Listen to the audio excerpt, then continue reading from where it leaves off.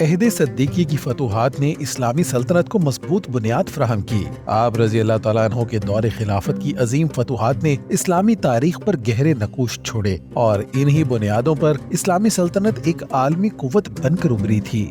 جب آپ رضی اللہ تعالیٰ عنہ نے اسلامی سلطنت کو وسعت دینے کا اعلان کیا تو اس وقت فارس ایک بڑی عسکری اور اقتصادی سلطنت تھی، مگر اس وقت وہ اندرونی کمزوریوں اور سیاسی انتشار کا شکار ہو چکی تھی۔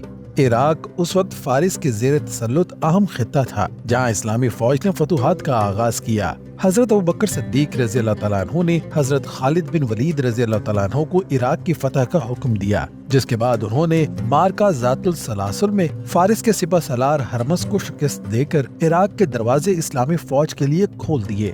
اس عظیم جنگ کے بعد مارکہ المزار رونما ہوا۔ اس کے لیے ساسانیوں نے دوبارہ بڑی تعداد میں لشکر جمع کیا۔ جب ان کا سامنا حضرت خالد بن ولید رضی اللہ تعالیٰ عنہ سے ہوا تو انہوں نے زبردست حملہ کر کے ساسانیوں کو شکست سے فاش کر دیا۔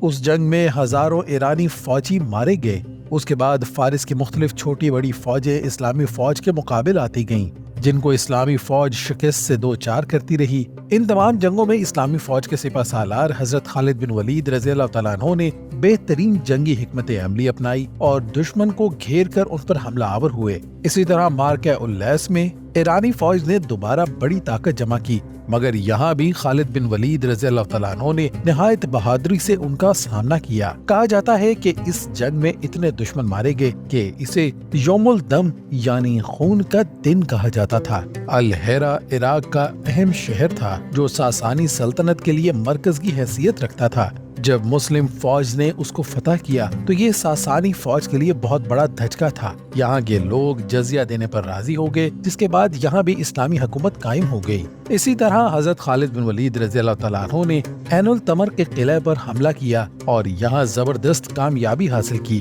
جس کے بعد فارس کے کئی اہم علاقے اسلامی ریاست میں شامل ہو گئے۔